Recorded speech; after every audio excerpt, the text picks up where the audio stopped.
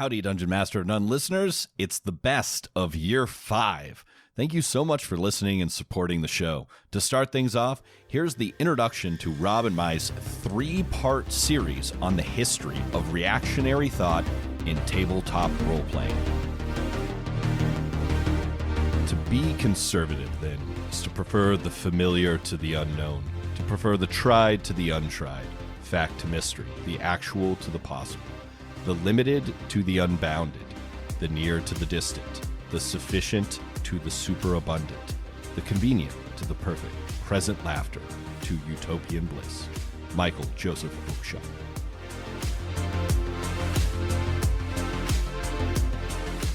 For fantasy is true, of course. It isn't factual, but it's true. Children know that. Adults know it too, and that's precisely why many of them are afraid of fantasy. They know that its truth challenges, even threatens all that is false, all that is phony, unnecessary, and trivial in the life they have let themselves be forced into living. They are afraid of dragons because they are afraid of freedom. Ursula K. Le Guin. The racism, misogyny, and counter-rationality of the reactionary right in American politics for the last several years is a frightening exhibition of the destructive force of anger deliberately nourished by hate, encouraged to rule thought, invited to control behavior. I hope our republic survives this orgy of self-indulgent rage. Also Ursula K. Le Guin. Conservatism consists of exactly one proposition, to wit: there must be in-groups whom the law protects but does not bind, alongside out-groups whom the law binds but does not protect. Frank Wilhott. Dear woke SJWs, leave my games alone! Stop using our pastimes to push your agendas. SJWs come into a space and then proceed to destroy it from the inside. There is one other entity on the planet that does that. A virus. Various posts online. Do you know what I hate most about this hobby, Matt? It's Yeah, the what smell. The stench. It permeates everything. Mr. Derwinski. Mr. Derwinski. Yes, it's me. It's DM Matt. It's Dungeon Master of None. We're doing something different. That's right. We have something very special.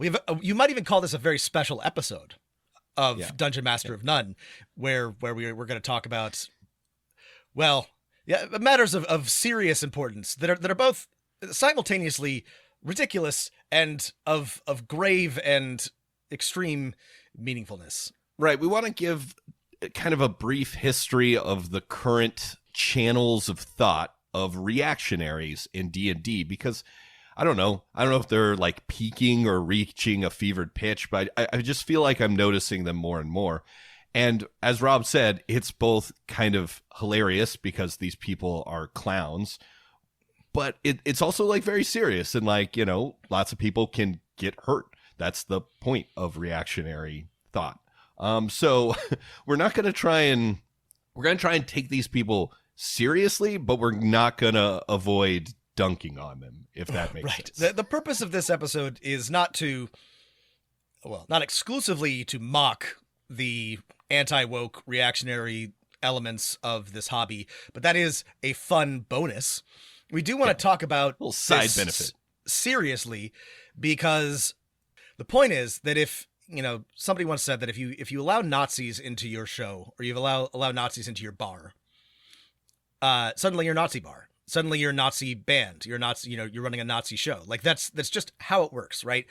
This is the paradox of tolerance, right? You want to be inclusive. You want to allow all people. You don't want to exclude even conservatives with terrible politics. But in doing so, you create a, for lack of a better term, safe space, which then they proceed to take advantage of. That's why reaction, conservatism to an extent, but Nazism, fascism are incompatible with free societies, right? Is because they do not share the same values, right? They do not care about intellectual diversity. They do not care about free expression. They do not care about free thought or democracy in general. So you can allow them into your spaces, but if you do so, they will happily run everybody else out, either through force or coercion. And so I think it's important that we talk about this because D&D, TTRPGs in general, has a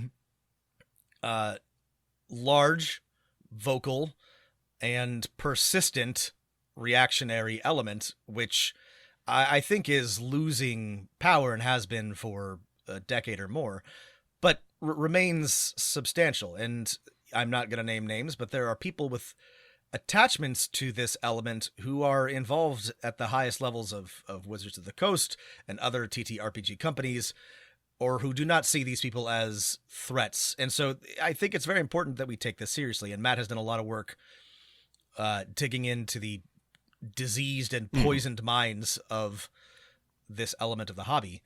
But we don't want anyone to think that this is just for fun, or that the whole point is to point and laugh, because I think it is important that we discuss this and take it seriously and inoculate ourselves against it.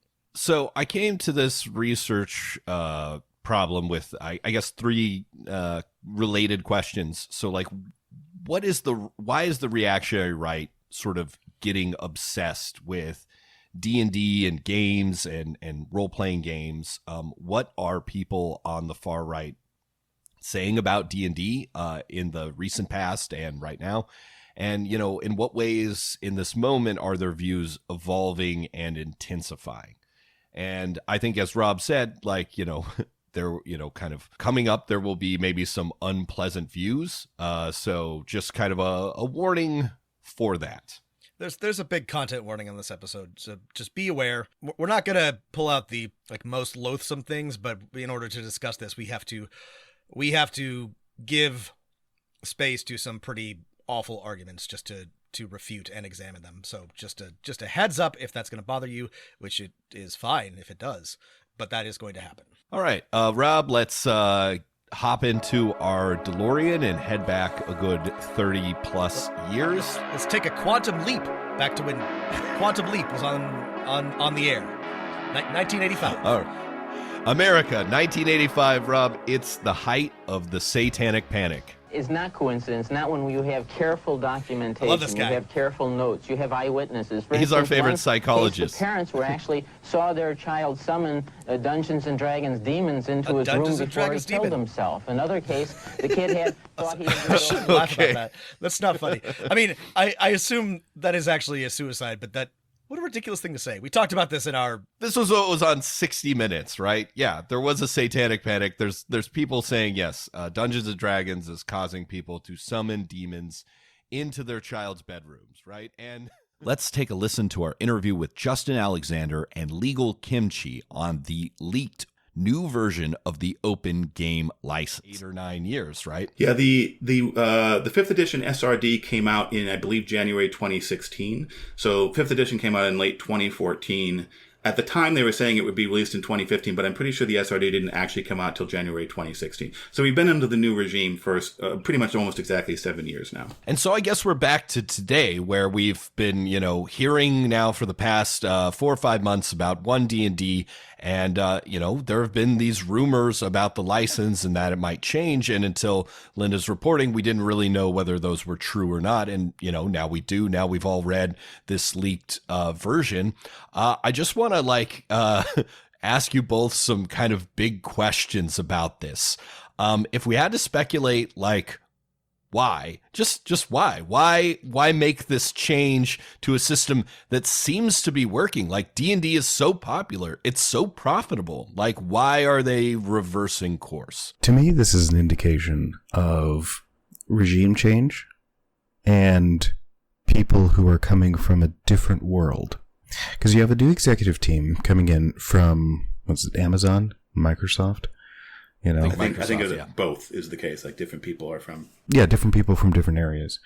And they're trying to engage in modern monetization techniques that have worked in SaaS or software as a service operations or other technology-driven operations that they want to translate into a pen and paper game. Now, how do you do that? You transition it into a software as a service. What is one D&D with this virtual tabletop, the purchase of D&D Beyond, but a transition from a paper and pencil game and product to a software as a service? And the software as a service model is something that is a known cash cow in any industry that it's been implemented in. Okay, you look at microtransactions in video games. You look at business-to-business transactions. Like, most people don't understand the business-to-business transactions that happen between companies, but a lot of it is just cloud-based computing that happens over, like, Amazon's web services or the Azure cloud or the Google cloud. This is what I deal with in my day job, so this is something that I'm very keenly aware of. And as a person who works on SaaS technology contracts and things like that, it reads to me like they're doing that. And what they don't seem to get is that that's not how any of this works in this particular field. Have you ever played a role-playing game before, sir? And so, like... And here's our interview with VJ Harris, game designer and author, on using their book An Elf and an Orc Had a Little Baby as a game master. Yeah, actually, definitely. So one, you mentioned we mentioned at the top of this, I'm a pro GM. There's only like one homebrew campaign that I'm technically running, and even then it's set in Exandria, and then the rest are like all of them are Forgotten Realms, and it's various iterations. And I love the world to feel really lived in, and I love for there to be a variety of people, like gender, sexuality, parentage. And so part of the things that I do to prep for like this is like I'm a big Google spreadsheet person, especially with all the formulas. So I'll go in and like have all of the parentages and like let do the random between thing to tell me which two numbers that I should mash them up together. And then I can go in and be like, okay, so if they wind up going with the party or they need a stat block, they have these abilities in here for them. And then even if you don't want to do any of the abilities, or if you do, if you want to use them, and then just be like, oh, here's how they would interact with the world because they're, mixed parentage.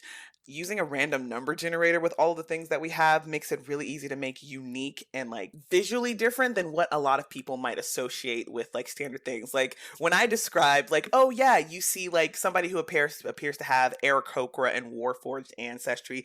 You see kind of metallic feathering, vines, and like wooden parts. Like, I can already tell that my players are like, that is so fucking cool, right? And then and those are just like the random NPCs you see walking around. And then back to like, oh, if you actually need an NPC and like a small stat block for them, you have all these options to like give them all these different abilities. And if you want to like have them have mixed and like multiple like generational stuff in there, again, a random generator, if you don't want to like go through all of them and be like, hey, I think I want this, like, if you just want to put something random together for their parentage and their upbringing, like just like I said, a random generator is perfect for that. If you have like, actually, I want to read through all of these and see what fits for this NPC, you can do that too. Like it's been really useful and helpful for me. And on the note of like actual monsters. And to close things out, here's a clip of our 2-part series of actual prep where Rob and I sit down and plan out an adventure live. This one is a starting adventure for new players. Your list of criteria, which I agreed with. Yeah, just like for reference. Here are the criteria we are holding ourselves to, and listeners should hold ourselves to. It should be easy to run, like it shouldn't take more than a session, 2 or 3.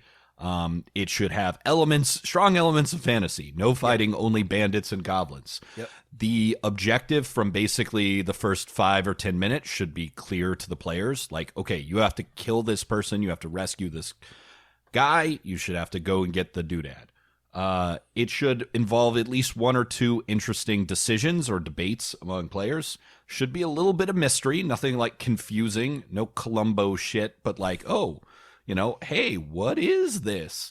And then, provide a kind of an interesting stage for people to continue. Last but not least, we got to make sure a lot of opening adventures only hit one of the 3 pillars of Dungeons and Dragons. And we want to try and hit all 3, which is combat, social role-playing, and... Thanks again for listening for another year. solidarity, and keep rolling the dice.